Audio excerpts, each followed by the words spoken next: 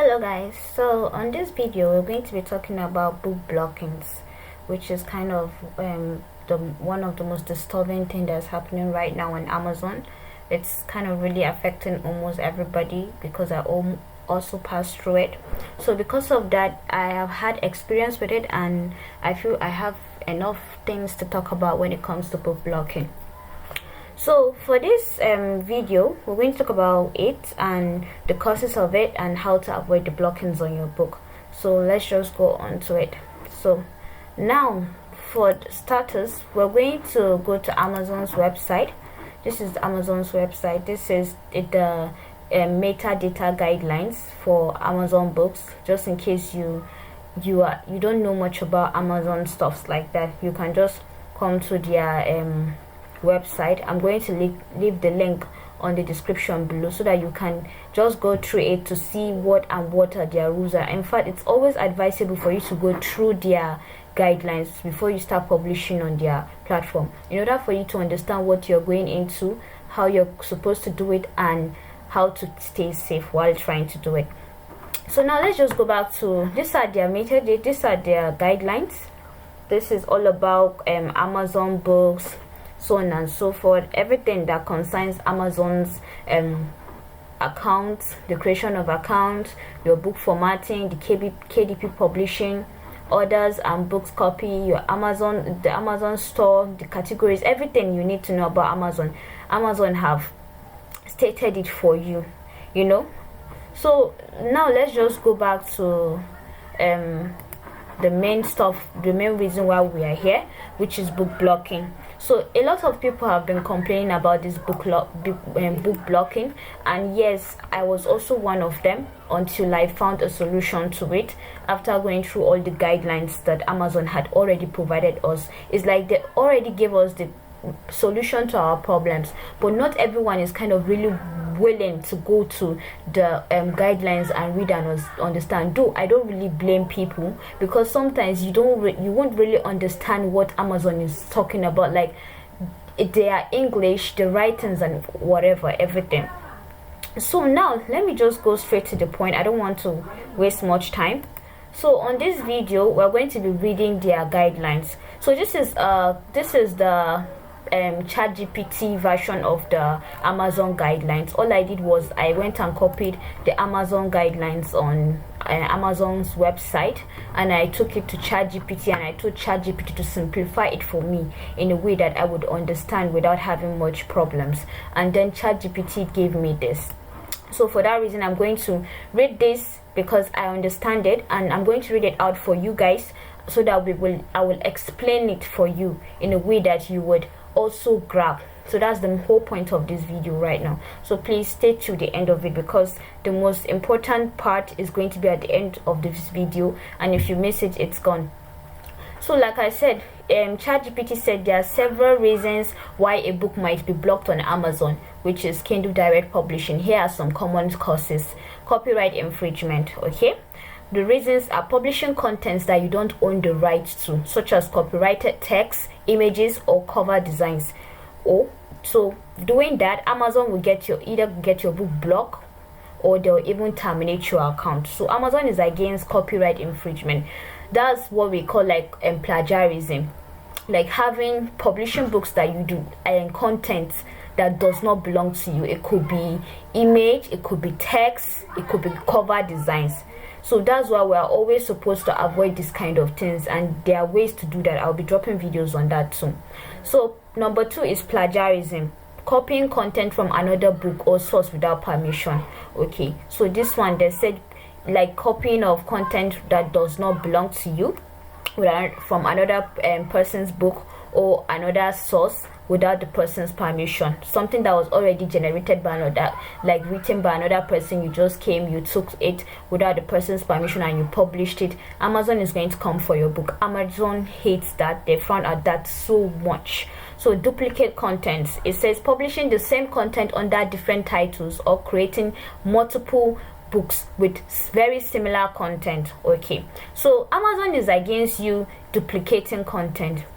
Like you just go ahead and you just publish. Okay, let's say you create a book now and you don't want to stress to write another one. You create a book you published it, then you go ahead, you just go and change the cover and maybe the description and the 7 by 10 keyword, the titles and the subtitle of the book, and you publish it again for Amazon. Amazon have all these kind of tools to be able to track, to like trace, scan everything that comes in on their platform. Please, if you do that, don't do it again. Amazon hates those kind of things. So it says misleading data. So it says using misleading or incorrect information in your book title, subtitle, author name, or keywords to trick customers. Okay, let me just explain this. So when you say misleading data, so let's say now your title, you write chair yoga for seniors, and in your book it's actually not chair yoga that's on your book. I'm explaining for title right now. So on your book you don't have there's nothing that has to do with chair yoga, or you are just talking about other things on your book. You are misleading their customers. Amazon hates that. Maybe on your subtitle you now have something like breathing exercise, something that is not even close to the chair yoga, that you totally bring in another topic that is not of your book. Amazon frowns at that, so, and you should not. So another one is okay, you should, author name or keywords to trick customers, like imputing things that do not belong to you. Like, okay, now Amazon also hates it when you impute the names of authors that is not yours. Amazon doesn't want that. And also don't be imputing keywords, like for instance in your 7 by 10 keyword or your subtitle or even your title on your book when you know you don't have it on your book. So Amazon doesn't want that, and we should try and avoid it. So it said inappropriate content, okay, such as pornography, like having content such as obscene contents that are not really nice and that you're not supposed to be having on your book. Amazon doesn't want you to do that, so please try and avoid that. So now I'm going to the next guideline. So it said manipulating reviews or rankings. Personally, I have never tried this getting reviews or rankings for my book, and I read, like, here we are having it. Amazon is against getting reviews. Like, they want you to get it like organically. They don't want you to go and just pay for reviews for your book, because that too can get your account terminated, or they'll block the book, or even worse, get your account terminated. So please, you should avoid this. Trademark violation. Trademark is when you go and use words or logos or phrases without the permission of the owners of the trademarked words or properties. Please don't do that. Always check for trademark whenever you are working on a book or a keyword or whatever. Sorry. So pricing issues. Setting your book prices too high or too low.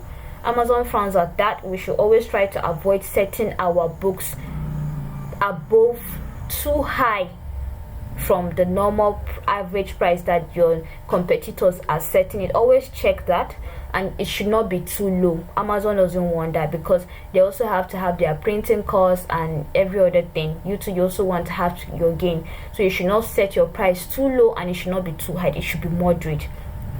And then it says another one, low quality. Okay, pricing issues. Your price, okay, I talked about that pricing issue. So here it says quality content. Submitting books with extremely poor formatting, unreadable text, or content that offers little to no value. So Amazon is against that. Please always try to make sure you format your books in good quality ways, in a way that, okay, by the time someone gets it, the person will really appreciate, and the person will be glad he did. Okay, and then we have cover issues. So it says using cover images that are misleading, inappropriate, or that violate copyrights. Your book could be blocked until the cover is blocked. So it says, like, when you are using covers that are misleading or inappropriate, or they are copyrighted covers, like covers that you do not have permission to use them, Amazon is against it. You should not also use covers that are misleading. Let's say your book is on Paris travel guide, and you went and put something like this thing in London or New York cover on your book cover. Amazon is against that, and they frown at it very well. And they say unsupported languages. There are languages that Amazon are not in support of. You can check that out on the website of Amazon when you are free. So now let's talk about the ones that I jot down, things that I usually do Okay, I always make profitable keyword research before writing on a book, because the whole point of this thing is for us to make gain, to have profits in the work that we did. So if whatever you're doing, if you're not making profitable keyword research on your book, that's stressing yourself. Please always make profitable keyword research. And one of the easiest way to make profitable keyword research for your content is by using BookBeam. We have Titans Pro and BookBeam. We have KD Spy. There are lots of tools, but one of the top recommended tools that I know that I am also using is BookBeam.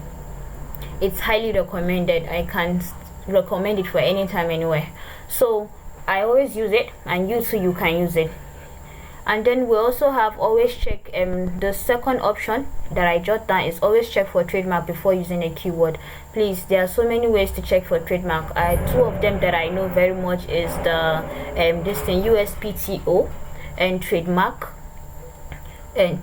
search, and we also have trademark here. I'm going to write them down on the description below, so you can also check them out. And we also have avoid using author's name on your book. Please, if you know that you are, in fact, don't even use your own name on your book, like the 7 by 10 keywords. Please just use names that, just use keywords that will help you rank your book, bring out the visibility. That's very helpful. But avoid using the names and maybe titles or names of book publishing companies. Just put keywords there. It will save you so much stress. Don't do keyword stuffing. If you have a keyword on your title, please do not put it on your subtitle. Do not put it on your 7 by 10 keyword. Just avoid. That's called keyword stuffing.